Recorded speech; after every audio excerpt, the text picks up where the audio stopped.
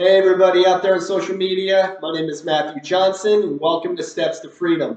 We are starting a brand new 12-week series on how to go through the 12 steps. I've decided to use the basic text of Alcoholics Anonymous to go through the 12 steps.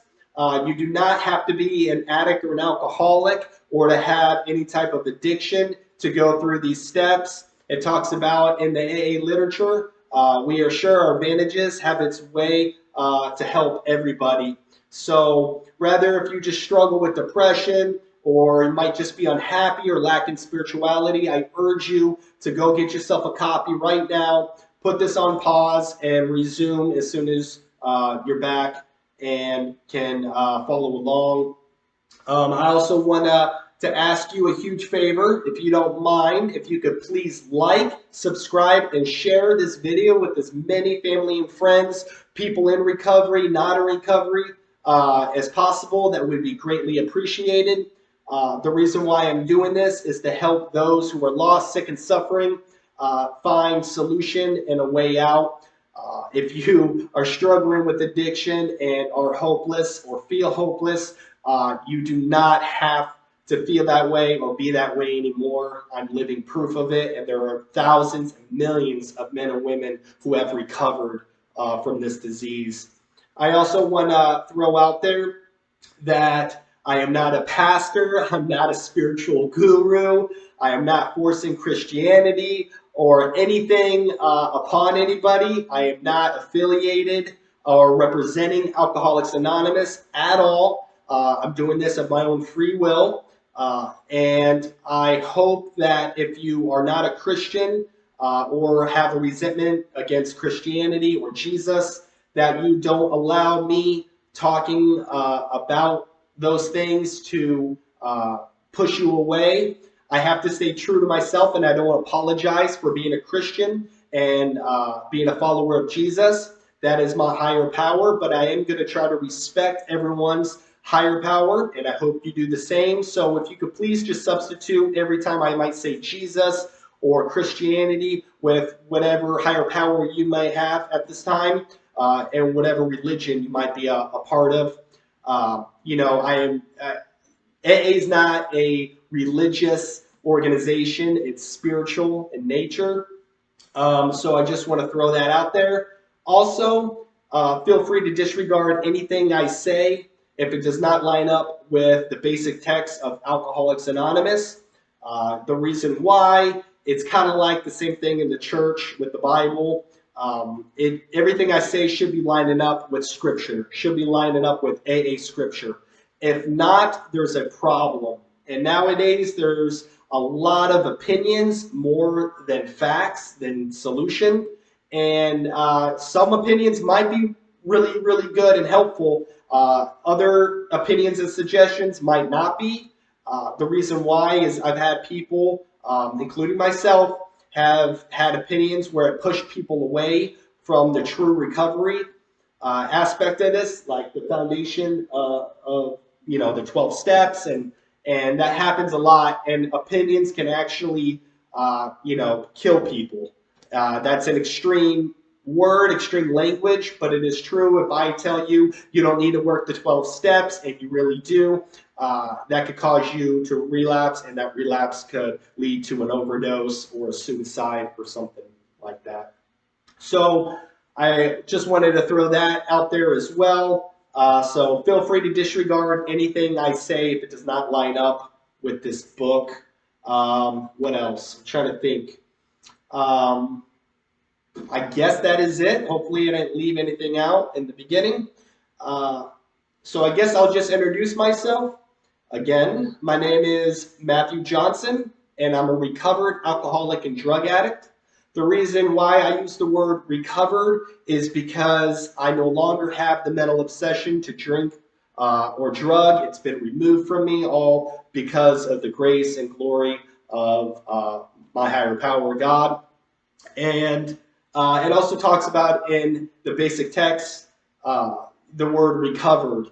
And a lot of people in the rooms of AA and these other 12-step fellowships can be very hesitant and not like the word recovered. You always hear people saying, oh, I'm always recovering, or I'm a recovering alcohol and drug addict. And that is true. I'll give them that. They can be always recovering.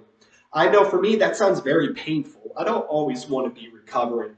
I would like to be recovered, even though I still have to do this daily maintenance. And it talks about be recovered contingent on the maintenance, the daily maintenance of our spiritual condition. So as long as I'm practicing these principles in all my affairs and I remain spiritually fit, by doing so, that the mental obsession will be removed and I will be recovered. It's kind of like the example that I've heard a lot. If you get shot, you go to the hospital, they take care of you and treat you, then they let you go. Over that period of time, you're going to eventually be recovered. Now, does it mean you can be shot again? Well, of course you can be shot again. Well, the same thing applies to sobriety. I can be recovered contingent on the maintenance of my spiritual condition, but I could still relapse if I stop doing it. This is my medicine. These steps lead me to God, which God is my solution. I just didn't know how to gain access. You know, I believed in a higher power, but I didn't have access to that higher power. And that's all the things we're going to be talking about, during this, video. So this video, like I said, is going to be concentrating on the foundation of recovery, foundation of Alcoholics Anonymous. So after introducing myself as a man who's recovered, I would like to open up this book, and hopefully you'll be opening up your book right now as well, to the title page, right? And I'm using a paperback. Others have a hard copy, which is a lot bigger. It's the same stuff. I'm using the 4th edition right now, and they have multiple other editions. They're constantly revising this. So in this edition right here, you'll see the title page right here, and then you'll see some stuff I've written and drew in the inside, as long with a promise right here. And I'll read that promise. This is the very first promise in the book of Alcoholics Anonymous. It says, the story of how many thousands men and women have recovered from alcoholism. So again, it's the word recovered. That's why I use the word recovered, is because I actually am recovered. And I don't want to, go so far and drag this out, but I want to make it clear because there's been a lot of problems in these rooms of these 12-step fellowships saying you can never be recovered. And according to this, I can be. And all through the book as well, I think over 23 times it uses the word recovered, and it only uses the word recovering like 1 or 2, something like that. And that's while someone was going through the 12 steps. Also, just to give a little bit of background, this book was written in 1939.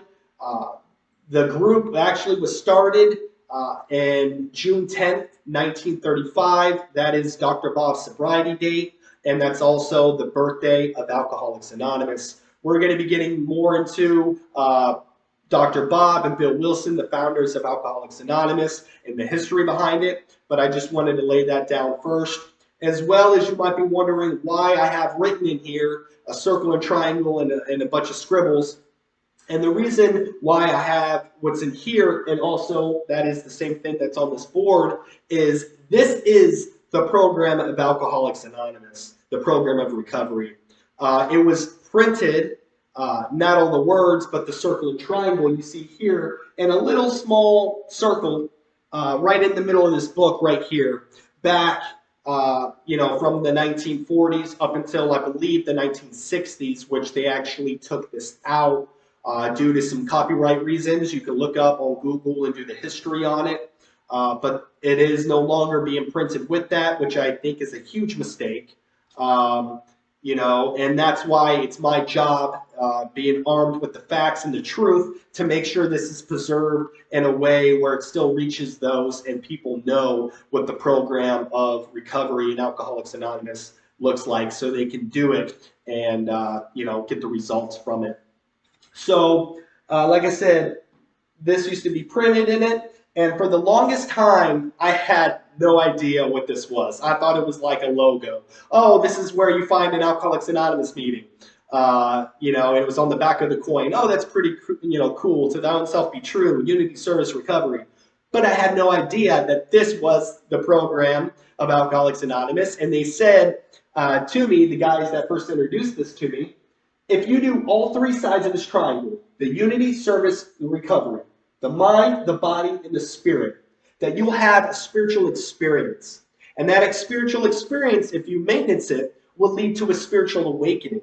And that spiritual awakening, according to the big book in the spiritual appendix 2, is a change of personality. That my emotions, attitude, thoughts, actions, everything's totally rearranged. It's a total 180.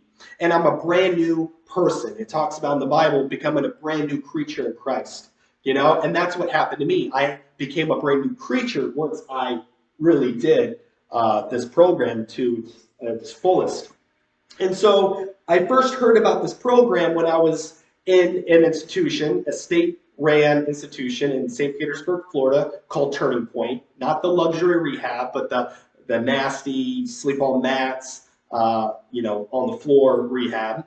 And this was in 2017, and a group of guys, which still are my friends, who were big book enthusiasts, which that's where I get all my knowledge and wisdom from, as well as God, came in, and there were speaking recovery, speaking AA that I've never heard before.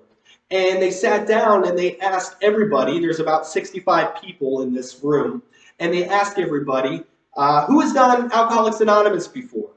And everyone raises their hand. Yeah, we have. And they're like, okay, the reason why we're asking that is because we were asked the same question in a similar rehab. And we said the same thing. And after these people went through and broke this down, we realized that we actually never done the program of Alcoholics Anonymous. And we were wondering why we weren't staying sober. And so when they asked us this, for me, I was like, wow, okay, well, I'm really intrigued. I want to hear, you know, how to stay sober. And so they started with doing a checklist. They said, we're going to ask you, and we're going to give you checks or X's if you've done this correctly. And so they went to the first part, which is the unity, right? It's mind. It's the fellowship and the meetings. So they said, y'all know what the fellowship and the meetings are for? And everyone's like, yeah. And they're like, everyone's done that? And everyone raises their hand. Yeah, we've all done that. And they said, okay, that's only 1/3 of the program. That's 33.33333, you know, in affinity, you know, of the program. And they said, well, we're going to break it down anyway. The fellowship, you know, we all have a common apparel, drugs and alcohol. You know, we all get together, we do fun things, we're in the meetings together, we build friendships, etc. Then they said the meetings. Does anyone know what the meetings are used for? And some people raised their hands and they gave their, you know, their comments of, well, the meetings are used for to talk about our problems, or the meetings are used to help the newcomer. The meetings are used, you know, a way to, you know, talk about what's going on in our lives and what's in the book. And all that stuff is true to a certain extent. But the best definition that was given to me and kind of put my own little signature on it was to help the newcomer make a self-diagnosis to see if they have this disease, which consists of 3 things. A lot of people in the rooms of AA will say 2, will say mental obsession and the phenomena of craving, which is the allergy. And really it's 3, and I can show you that in the big book. You know, on page 64, it's going to talk about the spiritual malady. When it's overcome, we straighten out mentally and physically.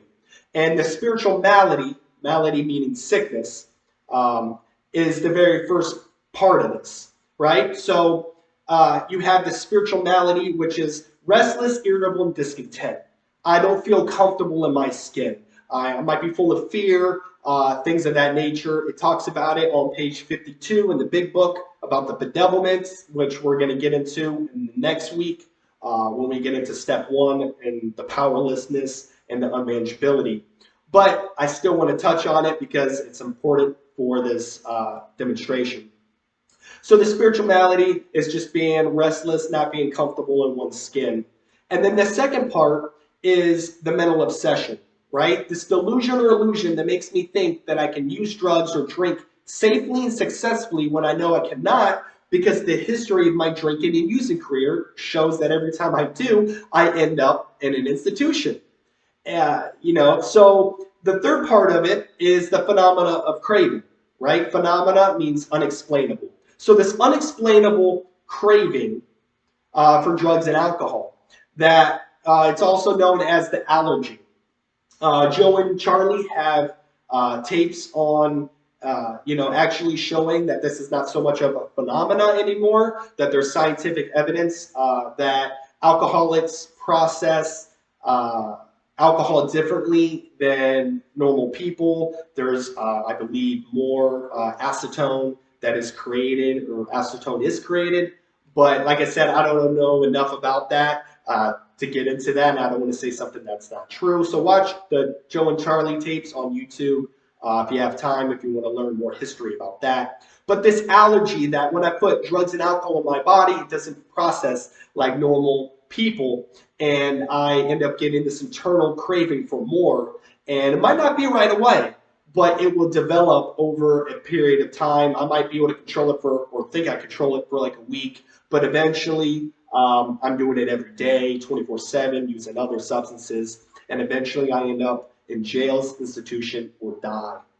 And that's what they explained. They said that's what the meetings are used for, not to complain or a therapy session. Therapy is very useful. I do therapy. I hope that people in recovery or outside of recovery use therapy. It's a wonderful coping tool. But there's certain things that are just shared with a therapist or a sponsor, and that should not be shared in the rooms of these 12-step fellowships. And so put it this way, if I'm newly sober and I've never been exposed to any 12-step fellowship, and I come in, what am I supposed to hear? A bunch of people complaining? No.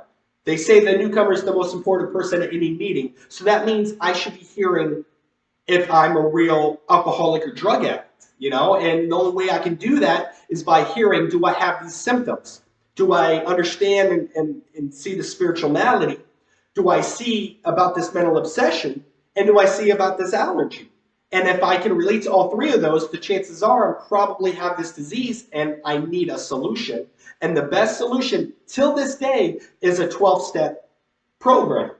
And so that means I'm going to need to work the rest of these 12 steps as soon as possible with a sponsor who is qualified, that's had a spiritual awakening as a result of these steps. And I think we've gotten away from that a lot in these rooms. A lot of people, might be court-ordered or might not be real alcoholics and drug addicts, even though they're in these 12-step fellowship rooms. Not everyone has to do these 12 steps, as fast as possible. Some people can never do them and stay dry. It talks about it in the book. Other people might not have this disease. They might have had a drinking and drug problem. I don't know. I don't have the riddle. I don't have the answer. I really don't know. But to get back to the topic, everybody got to check on that. Okay, so everybody has done that, even though the meetings, they really didn't know really what they were used for. So then they went into the second part, which is the service, which is 66.6% in infinity of the program. He said, how many people had a home group, commitments, and carried the message? Well, half the people's hands went down when they heard home group and commitments. And they said, well, does anyone know what a home group is used for? And pretty much everyone got it right, but I'm going to say it to you guys, a home group is used to help to guide you. A home group is somewhere where you meet at least once a week, sometimes more, sometimes less, depending if you're at a clubhouse or not. But I suggest that it be a big book 12-step meeting, because this is the solution, the 12 steps. So I suggest if you're new in sobriety, even if it's not your home group, that you try to hit as many big book-based meetings, 12-step meetings as much as possible. That definitely helped me in the beginning. But a home group somewhere where you feel comfortable, where you like your surroundings, everyone is on the same page, and they have solution. This is more important than anything else, that they're talking about the 12 steps. And then commitments. A lot of people just think that these commitments are making coffee, setting up chairs, chair meetings, which are all true. And that's what those people at the facility I was at thought, as well as me, is that, oh, a commitment's just making coffee and so forth. When that is true, but it's not really what these guys were talking about. They're like, the real commitment is doing H&I, hospitals and institutions, coming in and carrying the message of whatever fellowship you might be in, and showing the solution, identifying the problem and giving the solution. So that's the real commitments. Sponsoring, going into hospitals and institutions, chairing meetings, things like that. And then, just to add, another word for commitment, I found out is discipline. To have commitments means to have discipline. On the bottom of page 88 in the big book of Alcoholics Anonymous, it talks about we alcoholics are undisciplined, so we let God discipline us in the simple way we've just outlined. Well, what is the simple way they just outlined? The 12 steps.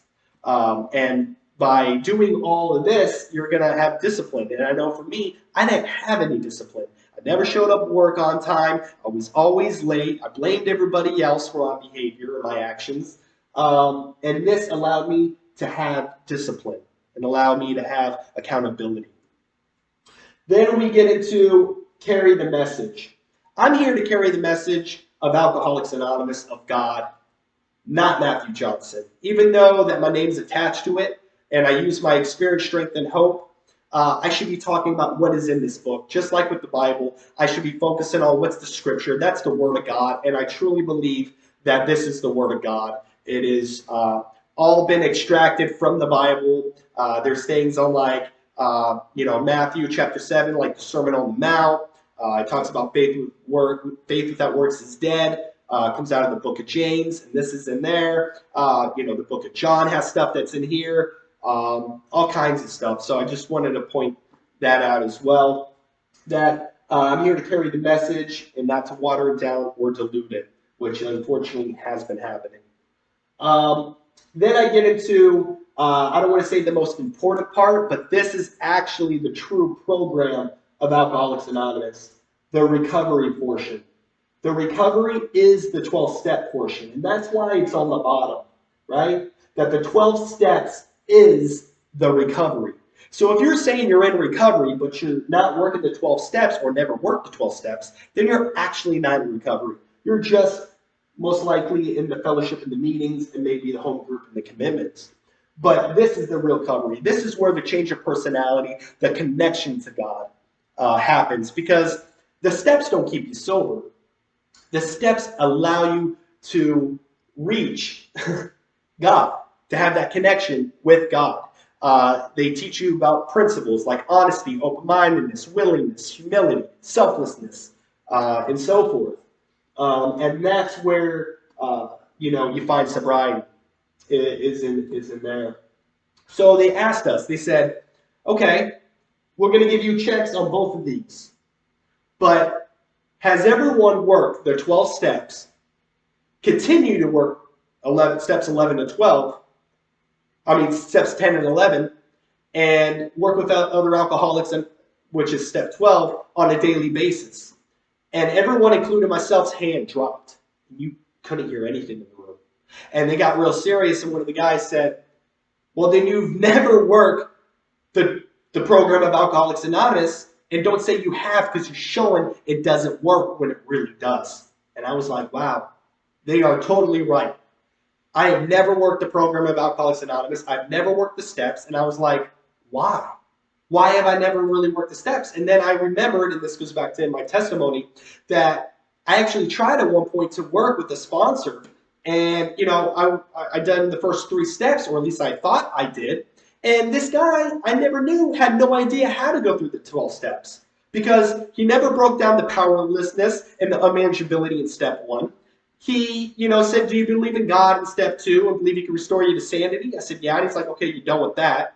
And then step 3 was, "Are you willing to turn your will and your life over to your God of your understanding?" And I was like, "Yeah." And he's like, "Well, you're done." But he didn't break it down.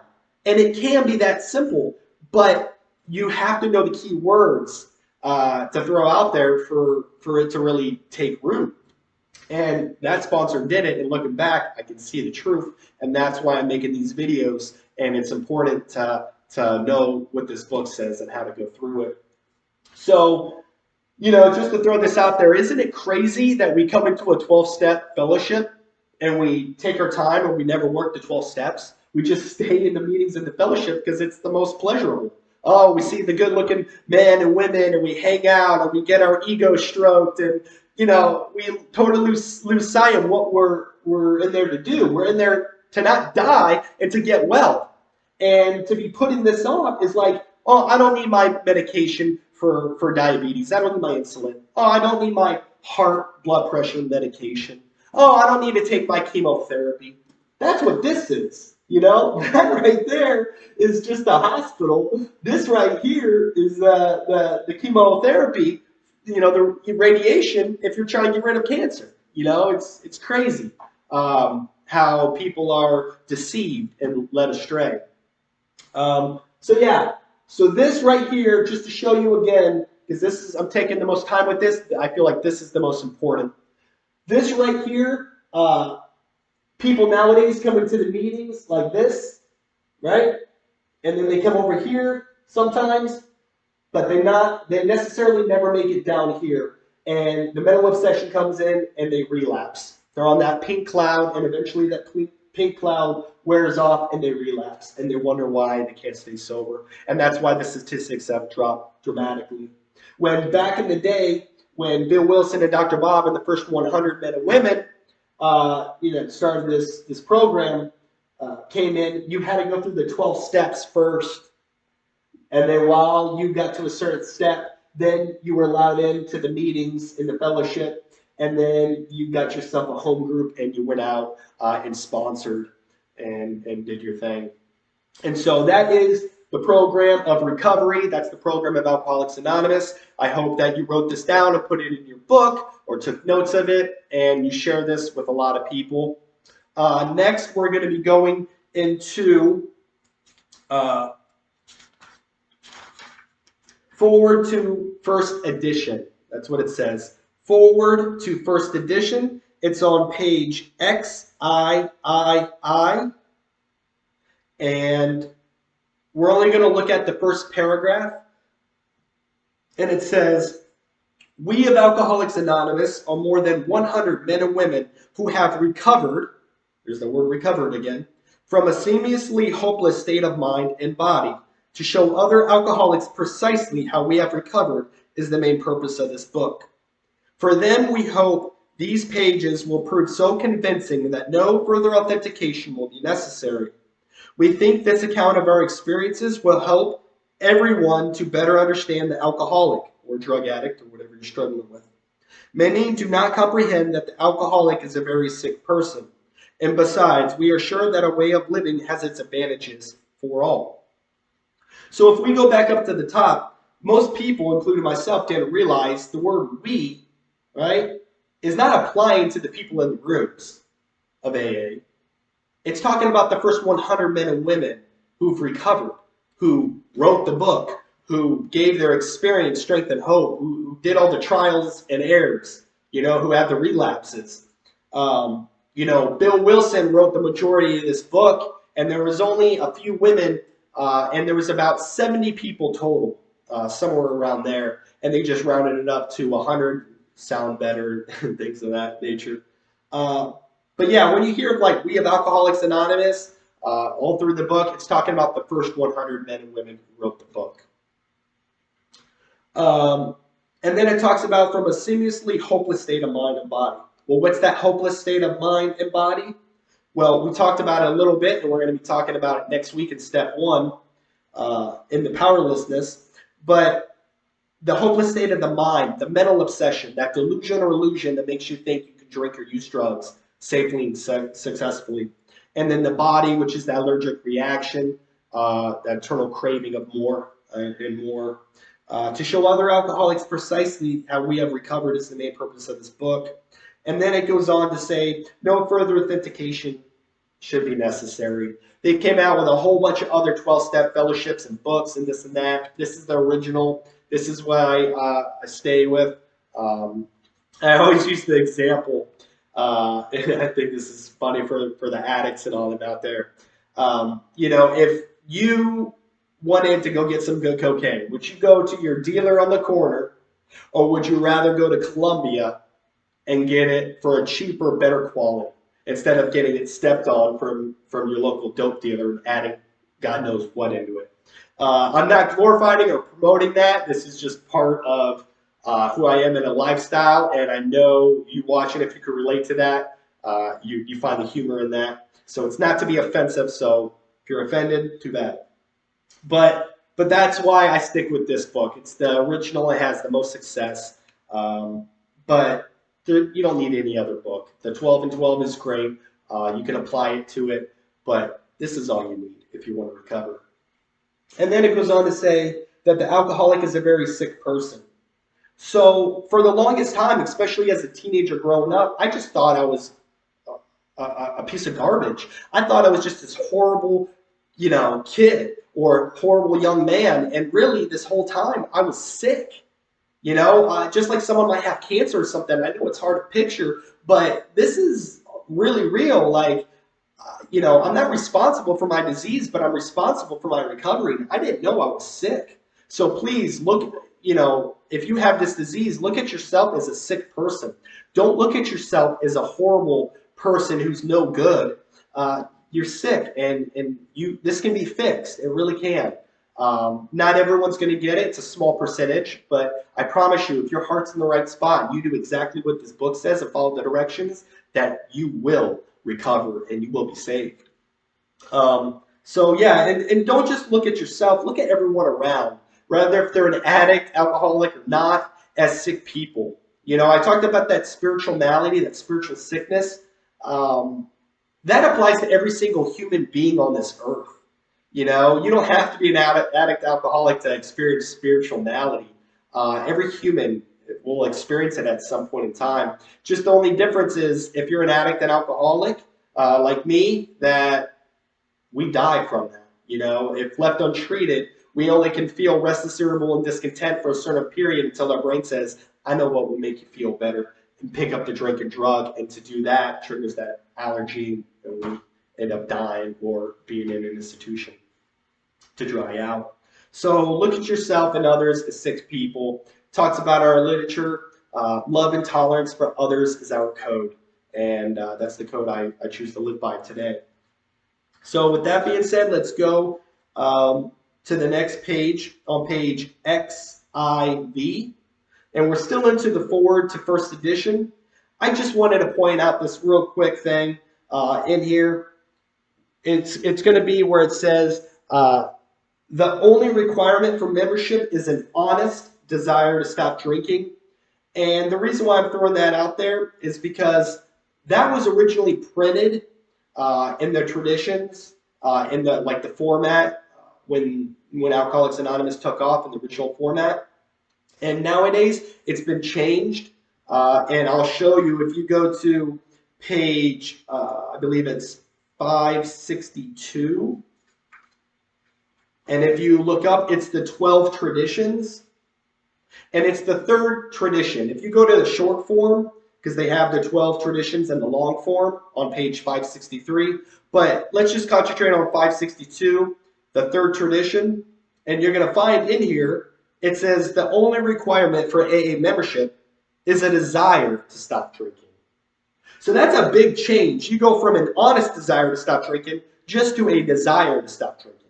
Now, I'm not going to get so far into that and say why it was changed or how it was changed or anything like that. But for me to take out the word honest seems to be dishonest. It seems to be kind of dishonest. So I'm going to leave you with that. You can do your own research. But I really wish they would have left the word honest in there, because a lot of people come into these 12-step fellowships now and they don't have an honest desire. They're either court-ordered, or their parents tell them, or their wife or husband, and they're not ready. And what happens, these people come in here and it's a waste of their time and other people's time. So make sure you're really honest and willing to do the work. If not, you might as well not even continue to watch this video or to come to these 12-step fellowships, because this is for the people who want it, who have the gift of desperation, who really want to get well. It's not a game. We have fun in these rooms and in these programs, but it's serious. You know, people are dying every day wishing they could get sober, and they will never. So with that being said, next let's go to the next page. It's forward to second edition, and that's page XV. And so the reason why I'm showing this, it gives some history on the rapid growth that happened between 1935, mainly 1939 when this was printed, all the way up to 1955. So it says, forward to the second edition, figures given in this forward describe the fellowship as it was in 1955. Since the original forward to this book was written in 1939, a wholesale miracle has taken place. Our earliest printing voiced the hope that every alcoholic who journeys will find the Fellowship of Alcoholics Anonymous at his destination. Already continues the early text, 2 and 3s and 5s of us have sprung up in other communities. 16 years have lapsed between our first printing of this book and the presentation in 1955. Of our second edition, in that brief space, Alcoholics Anonymous has mushroomed into nearly 6,000 groups whose membership is far above 150,000 recovered alcoholics. So right there, Dr. Bob and Bill Wilson, the birthday of Alcoholics Anonymous was born 1935. The book wasn't printed until April 1939. And then 1955, they have far above 150,000 recovered alcoholics. Those statistics are amazing. We're about to get into statistics in this book right after this, and it talks about, the percentage is extremely a lot higher than what it is today. Actually, let's just go there in the book. You might as well, so I don't just talk over myself. So if we go to page, it's still in the forward to second edition, page XX, it's going to give the statistics back then of what they were. So if you go and you find on page XX where it says of alcoholics, it's going to be at the top paragraph. Of alcoholics who came to AA and really tried, 50% got sober at once and remained that way. 25% sobered up after some relapses, and among the remainder, those who stayed on with AA showed improvement. Other thousands came to a few AA meetings and at first decided they didn't want the program, but great numbers of these, about 2 out of 3, began to return as time passed. So when you go and break this down, 50% at once got sober. Boom. Never been AA, worked the steps, carry the message, very simple program for complicated people, and they stay sober. Then we have some people like me who end up being chronic relapses and relapse several times, might take them a couple more years after, but eventually get it. Then some people didn't want the program at all, but then years later came back and got with the program and stayed sober. So you go from 50% to 75%, and then all the way up anywhere between 93 to 95%. And I even heard back then that some places like in Ohio were at like 96, 97%. And that's amazing. And I truly believe the reason why their success rate was so high is because they did the program the way it was outlined, originally being done, where you work the 12 steps first while you're in the fellowship and the meetings, and then you acquire a home group and carry out commitments and carry the message. And nowadays, they're doing it totally opposite. They flip this upside down, and they're just thinking these fellowships are just the meetings. And that's so unfortunate. The success rate, I actually looked up on the internet and heard other opinions and stuff about it, which, feel free to disregard. But anywhere from 11 to 25%. That is extremely low. Even if it was 40%, that's still extremely low to what it originally was. And there's a whole bunch of different theories, and you can come up with one yourself if you want.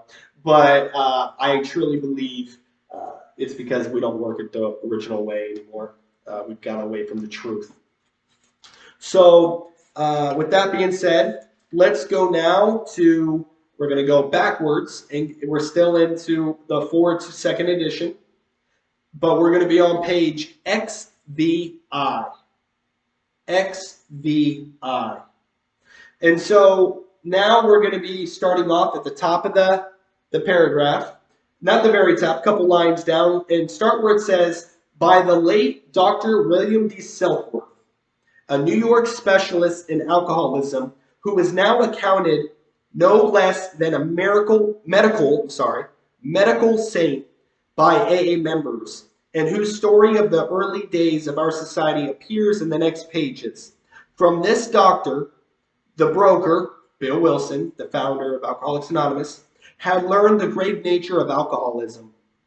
So let me stop right there and give you a little background on William D. Silkworth. William D. Silkworth was specialized in alcohol and drug addiction for over 30 years in Towns Hospital in New York. And he was not an alcoholic or a drug addict or anything like that. He was a real medical doctor. And he came up with a theory, which is in the book of Alcoholics Anonymous, called The Doctor's Opinion. He actually wrote that, a letter to AA, and came up with the theory about the spiritual malady, the mental obsession, and the phenomena of craving, which is known as the allergic reaction. And so he actually said he saw a higher success rate of people coming in and getting involved in some kind of religion or spirituality, that would have the best or only success rate of people recovering from drug addiction and alcoholism. And he actually gave his theory to Bill Wilson, the founder of Alcoholics Anonymous, when he was in his care.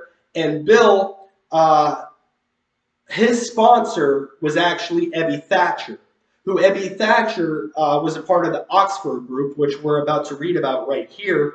And the Oxford group was basically AA back in the day.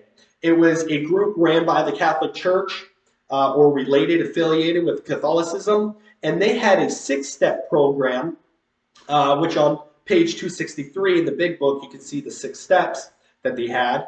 And it was very similar to AA to deal with drunks and drug addicts and stuff like that. But it was a religious-based program, and that's where Bill Wilson acquired the ideas for the steps and the spirituality, along with William D. Silkworth with the theory of the symptoms of the disease of alcoholism.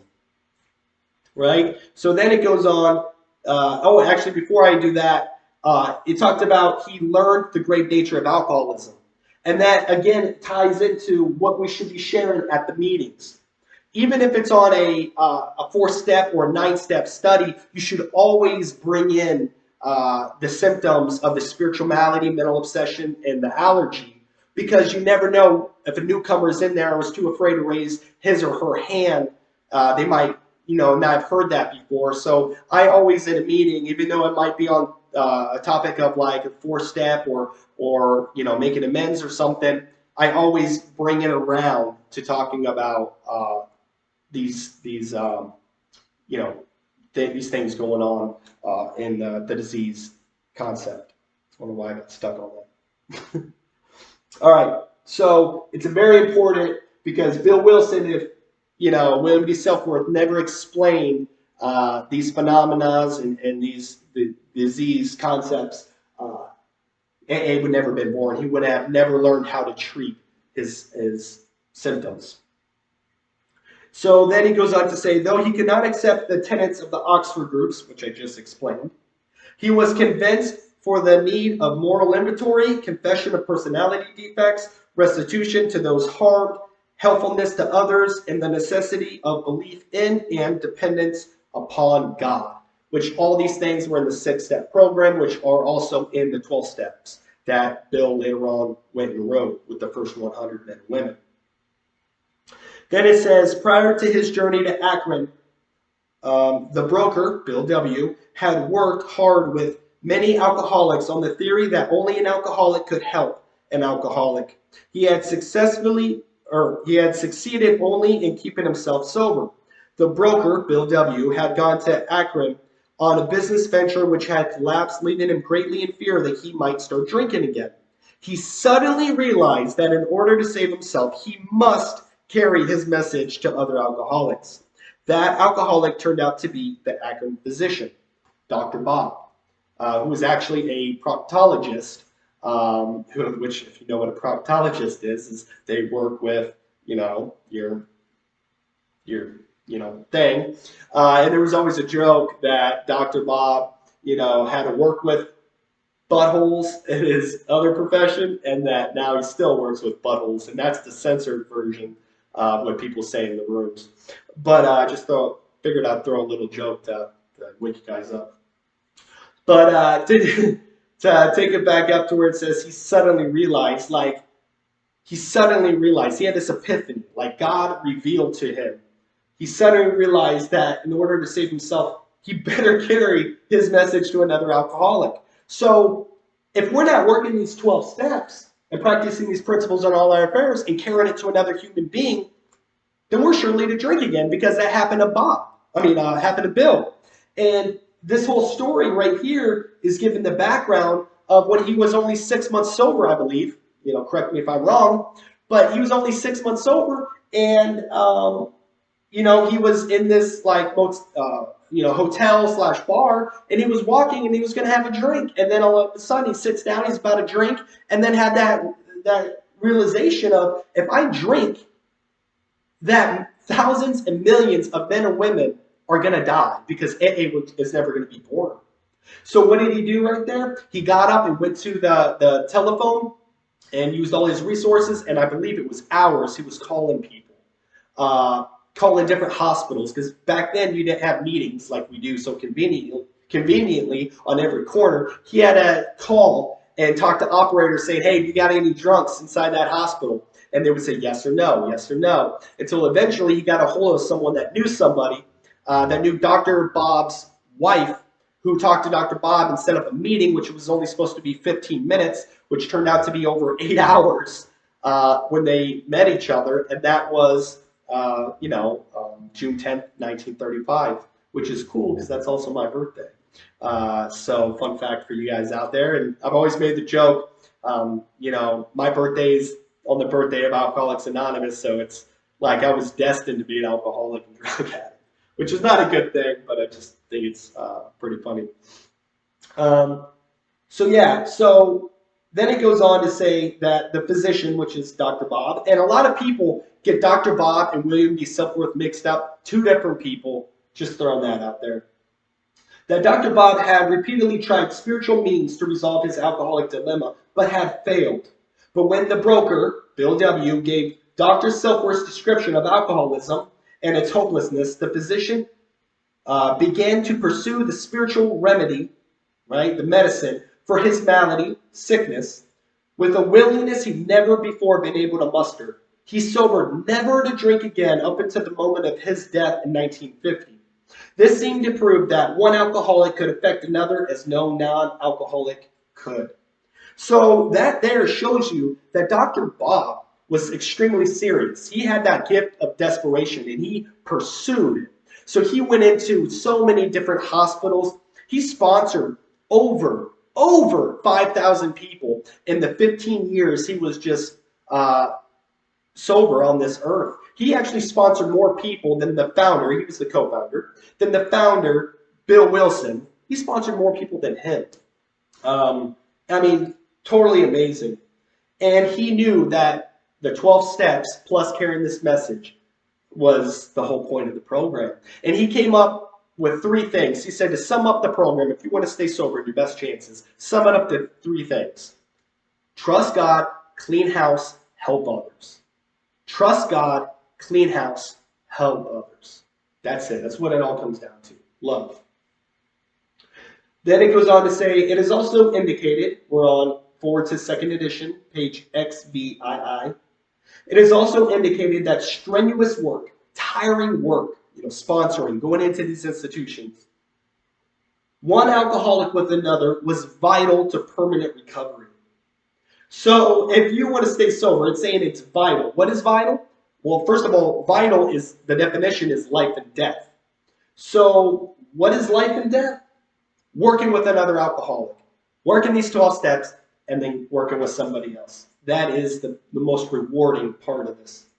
But you can't give something away you don't have. The only way you're going to have something is by starting on the process to acquire it, which is through the 12 steps. And then it goes on to say permanent recovery. So if you had a problem with the word recovered, you're definitely going to have a problem with the word permanent. And this is stuff that's out of the book. And if you have a book and are following along, you're going to see that. It says permanent recovery. Definition for permanent is forever. So forever recovery, a permanent solution. Then it goes on to say, this next paragraph, giving a little background on it. It is the story referring to Bill Dotson, D-O-T-S-O-N, which he became AA number 3. And there's a very famous picture in the rooms of AA. It's called The Man on the Bed, and it shows a picture of Bill Dotson with Bill Wilson and Dr. Bob. And, you know, Dr. Bob and Bill Wilson are sitting there with like some papers or a big book, and which I don't think the big book was read, but it's what they had. They were using. I think actually I heard stories it was actually the Bible, but I'm not sure, so feel free to disregard. But then you saw a man who was sitting there puzzled. I think he was in like a wife beater. I see the paintings pictured of him, and he's just looking depressed and down while they're reading to him. And that's what this paragraph I'm going to read, and hopefully you're reading, is going to be talking about. So it says, hence the two men, Dr. Bob and Bill W., set to work almost frantically upon the alcoholics arriving in the ward of Akron City Hospital. This is Akron, Ohio. Their very first case, a desperate one, recovered immediately. So Bill Dotson recovered immediately. You know, some people have a bright white light experience, but I think what they're meaning by this is that like instantly he understood the 12 steps was the answer. He just went out and applied these principles in his daily life, and he got well. Like that mental obsession was relieved instantly when he started putting it in practice. And then it goes on to say he never had another drink. This work at Akron continued through the summer of 1935. I want you to remember summer of 1935 because we're about to go to a previous page and look at something. There were many failures, but there was an occasional heartening success. When the broker, Bill W., returned to New York in the fall of 1935, the first AA group had actually been formed, though no one realized that at the time. So there were no meetings, right? How were they staying sober if there were no meetings? Because they were creating the meetings. And how did they create the meetings? By going into hospitals and institutions and preaching the word of God.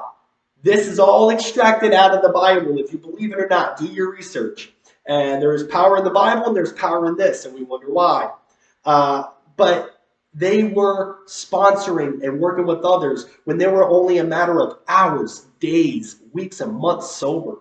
And just to verify that, let's go back to the title page, okay, and flip it. And right here where it says the contents, at the very bottom it'll say Dr. Bob's Nightmare. Now, we're going to read that, and I'm going to show you how it's connected to summer of 1935. It says, Dr. Bob's Nightmare. A co-founder of Alcoholics Anonymous, the birth of our society dates from his first days of permanent sobriety, June 10th, 1935, which is the birth date of Alcoholics Anonymous. It's also Dr. Bob's sobriety date. Well, it says permanent sobriety, June 10th, 1935. Well, let's go back, and it says this work continued through the summer of 1935. So, hence the two men set to work almost frantically. Dr. Bob was working with other alcoholics when he had only days or weeks sober. You know, so if anyone tells you you should take your time by working these steps, this is what the book says. I'm going to tell you, go as fast as your mind can comprehend, and my mind can comprehend it pretty well. Yes, you want to be very, thorough and, fearless throughout this whole process, but you can be honest and thorough and fearless in a very short amount of time. It's not rocket science. It's very actually simple, but we are complicated people and like to mess everything up. So that shows you that they were only doing this work with a matter of days and weeks and months sober. So hopefully, if you're not staying sober and you're wondering why, you've never worked the 12 steps and done the whole program in its entirety, that you will get with somebody and do that right away. So with that being said, let's move on. We're going to let's backtrack and go into the doctor's opinion. Let's go see page XXVI. So go to the chapter, doctor's opinion, page XXVI. And the reason why is because this has always bothered me. I've always heard in these 12-step fellowships that you need to be selfish and that AA or NA or whatever A is a selfish program. And that is entirely not true. And according to the big book, I'm going to debunk this and show you that this is the opposite. This is actually an unselfish program. So if you open up to the doctor's opinion, again, page XXVIII, go down to kind of the bottom right here. And you'll see the word I have circled. I actually think I gave the wrong page at the beginning, so good thing I gave the right one now. It talks about, I'm going to start reading where it says, I'm sorry, I was distracted by my computer. We have found nothing which has contributed more to the rehabilitation of these men than the altruistic movement now grown up around them or among them. Okay? So if you go look up the word altruistic, the definition, it means unselfish. Now, please do all your research.